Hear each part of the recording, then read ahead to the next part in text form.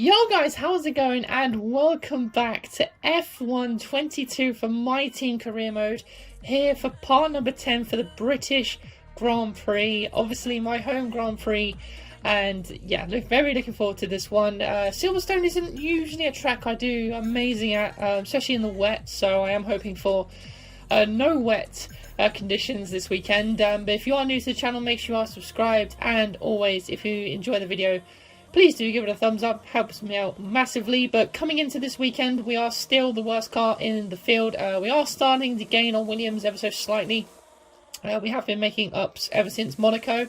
So yeah, the car's getting there, and lo and behold, although I didn't want any rain, looks like we're getting it. So that's a little bit frustrating. Got some upgrades as well coming into this weekend. We've got a rear downforce upgrade, a gearbox upgrade, and an energy recovery system upgrade as well, which is one of the things we've been struggling the most for so far this career mode. So coming into practice then, like I said, we're just hoping for a decent result, although we are going to have some wet conditions to deal with. Luckily it's not in the race, so that's one good thing. Now, as you can see, getting straight out on track to the track acclimatization program, and we managed to do that without any issue really, but just building the confidence as always, and managed to get a purple practice program there, so not too bad at all. On the medium tyre, slowest of all at the moment, but literally again, as you guys know, I don't put any sort of too much time into the practice sessions, and here we are for practice 2 I believe, and doing the I think this is the tyre management test. So again, yeah, just building the confidence as always in practice. And you know, it's always annoying when a little bit of rain throws it in, because you know, you do all this testing in the dry and you feel good, and then the conditions completely change. But we come over the line anyway, and there we go. That is our, oh no, sorry, it was an energy recovery, energy sort of program. So on the soft compound tyre, and we do a 130.2 then. So that's the sort of pace I showed. And yeah, we are up pretty high, so not too bad at all. But for some reason, we lost a load of team acclaim there, and I don't know why. I didn't crash or anything like that, so the game just parred me off there. But nevertheless, we're ready for qualifying.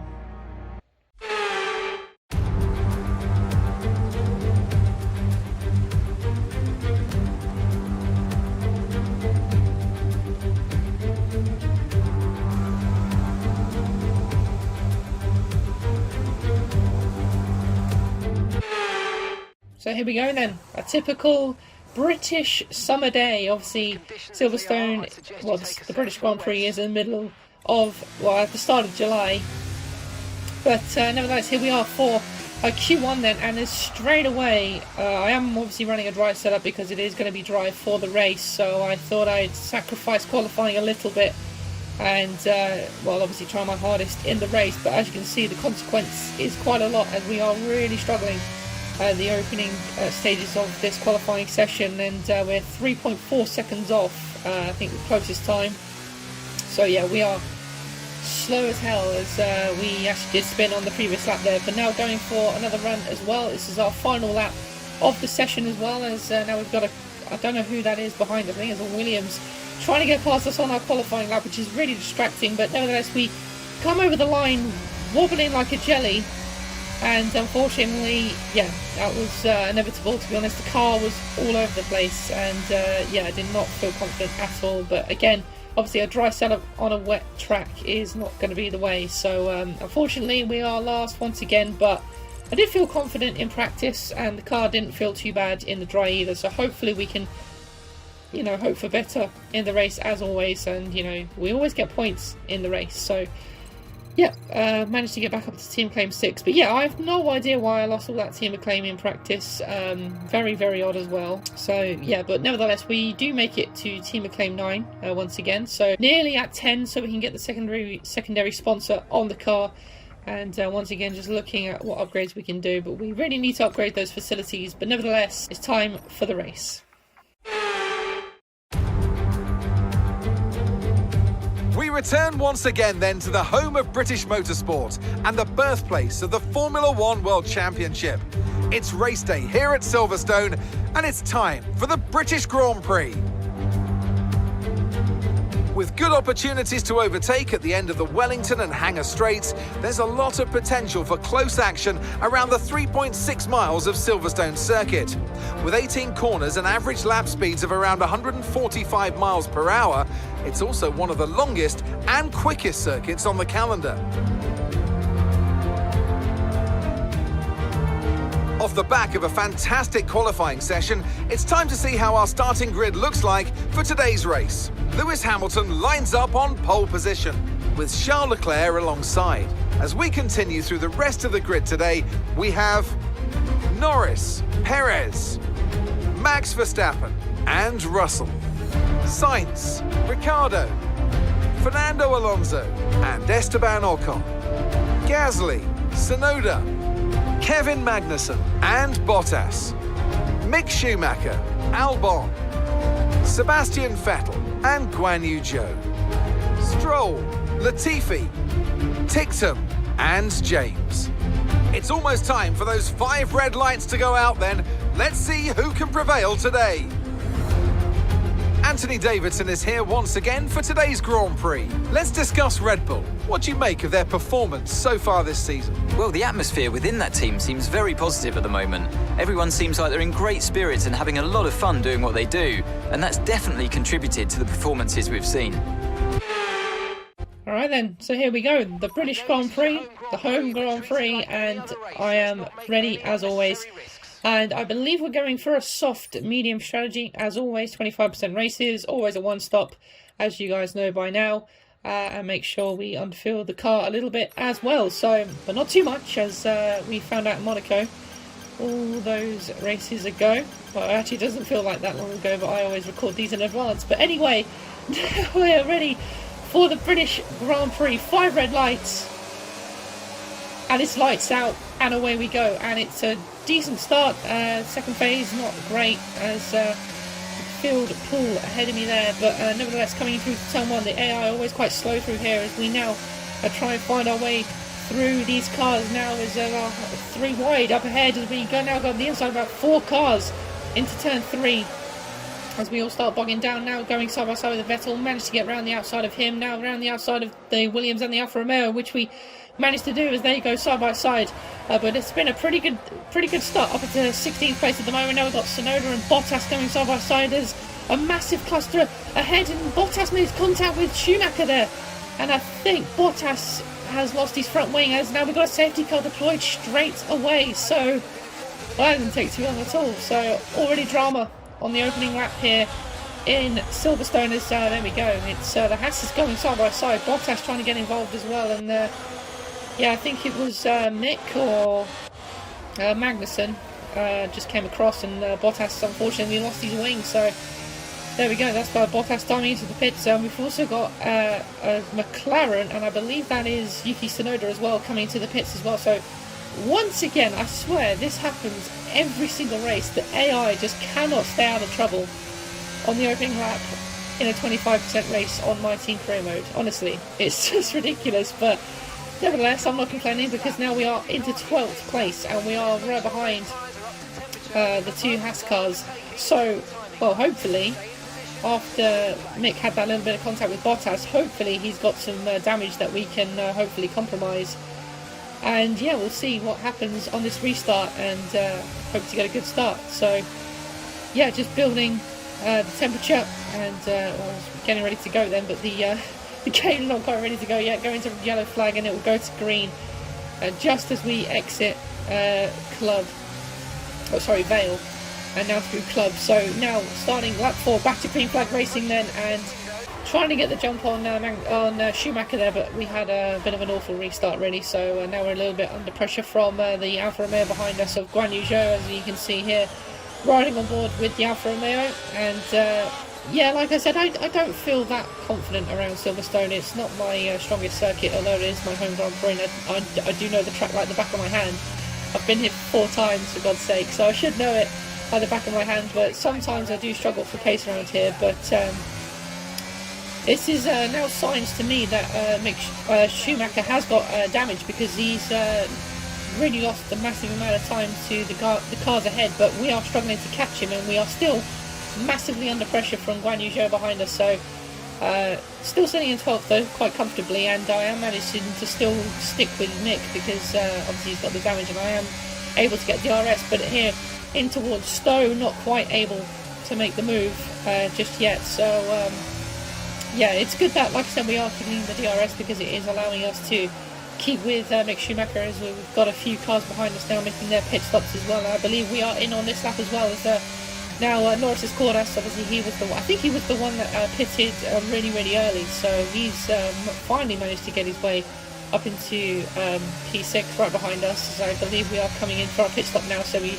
doesn't get past us on the track, and now we come in for our set of mediums then. So yeah, I wonder if we can get ahead of Mick in the pit stops. I don't know if he has got front wing damage. Hopefully he has, because then that means that he'll be able to change his front wing, and hopefully we will be able to jump him. So let's wait and see as we now come into the pit stops for the medium tyre, as our teammate is also in as well, and that's actually held up Schumacher. The only problem is, I don't know how, but we've lost out to the Aston Martin and the Williams. So yeah, I don't know what was going on with our pit stop. I don't know if we just had a slow one, but that's super frustrating because now we've lost 2 positions. Although we've been able to keep ahead of Albon and Schumacher, it's kind of ruined our race, and now we've lost the DRS. The guys ahead of us have pulled away, and now we are sort of in a fight here with Albon, as you can see on the exit of Stowe, coming towards the end of lap 8. He goes around the outside looking for a move, but not quite able to make it as we start lap 9. And yeah, this is the problem I face, because I've now lost the DRS. I just I've lost touch of the cars ahead, and yeah, just under pressure constantly to the end of the Grand Prix. But here on lap 10, coming through towards Copse, we are catching the 3 guys ahead of us. I believe it's Vettel, Latifi and Guan Yu Zhou. Vettel actually did start to pull away, but now he's starting to fall into the clutches again of the guys, like the guys of us. So we are now trying to hunt him down, and once again we are back in DRS as well. So really trying to catch up to the guys here and salvage what we can from this Grand Prix after losing the positions in the pit stop. So now here we go down towards Stowe once again on lap 11, but once again still not quite close enough. And as you can see, starting, well, we've already cut to the end of lap 12, onto the final lap, and we are just on touching distance. We are really running out of battery, as you can see as well. We have been for the last few laps, and Albon also really putting me under pressure here as well. So if it wasn't for DRS, I think Albon would have passed me by now. But nevertheless, coming down Brooklands for the final time into the Brooklands corner, and Albon manages to get up the inside, but we give him room, and thankfully he wasn't able to make the move there either. So that's good stuff from us, good driving, and now we've just got to make sure that we keep him with a second of Guan Yu Zhou. As you can see, coming through Magazine Beckett once again, Albon, all over the back of me once again, but I think we're going to be able to hold on. We have actually got no DRS, so we're actually going to have to defend here through Stowe. And as you can see up ahead, Albon and Latifi going side by side as well, but we managed to stay ahead of Albon. This is Latifi and Zhou into Vale, and now through Club. Zhou is actually going to get the position, I think, and take 16th place away from Latifi. But for us, I think it was P17. Okay, pick up rubber and bring it home.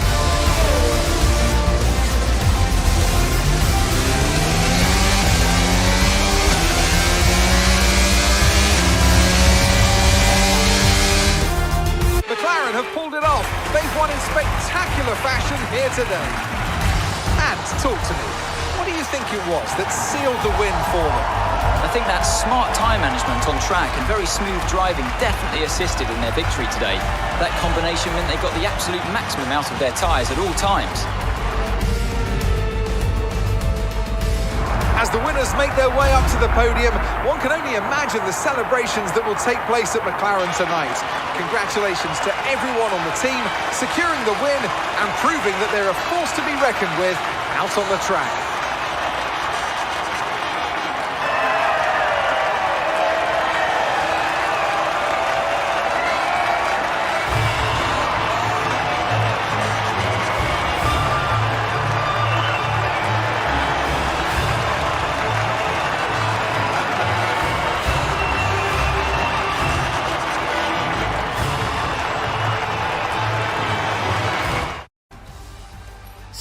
Did anyone else just see that podium?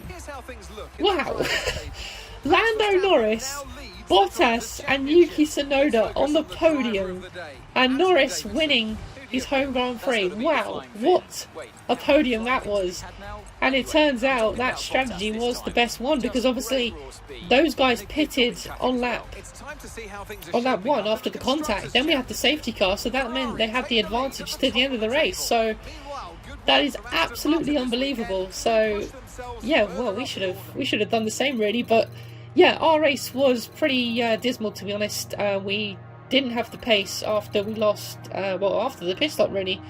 We kind of just fell away once we came onto the medium tyre, and then we didn't really have any DRS to contend with either, so it was a bit unfortunate. But nevertheless, you know, we still managed to finish ahead of some cars, which again, if we don't get points, I'm happy to finish ahead of, you know, some teams. So it's the best we can hope for at the moment. But now having a look at the facilities, as you can see, this is probably the most that we need to start sort of working on at the moment, because like I mentioned earlier in the episode, we are really struggling for upgrades, and we aren't able to sort of have multiple upgrades on the car at the same time, or do multiple upgrades on the car at the same time. So it's a bit frustrating not being able to do that. So yeah, just having a look now, and I believe we advanced time. And yeah, we've got some more upgrades on the car then for the Austrian Grand Prix, so that's good. And as you can see here, once again looking at what we can do, and the new chassis upgrade has gone on for next weekend as well. So yeah, Austria, a track that I'm pretty good at, so hopefully, fingers crossed, we can hope for a good result there. But nevertheless guys, that has been it for this video. If you have enjoyed it, make sure you give the video a thumbs up, and always make sure you subscribe so you never miss out on any Formula 1 content. I will see you all again in the next one, guys. Take care. Never break, always fight, never quit, do it right, play the game, win it life, have no shame, there's no time, feel the pain, live the grind.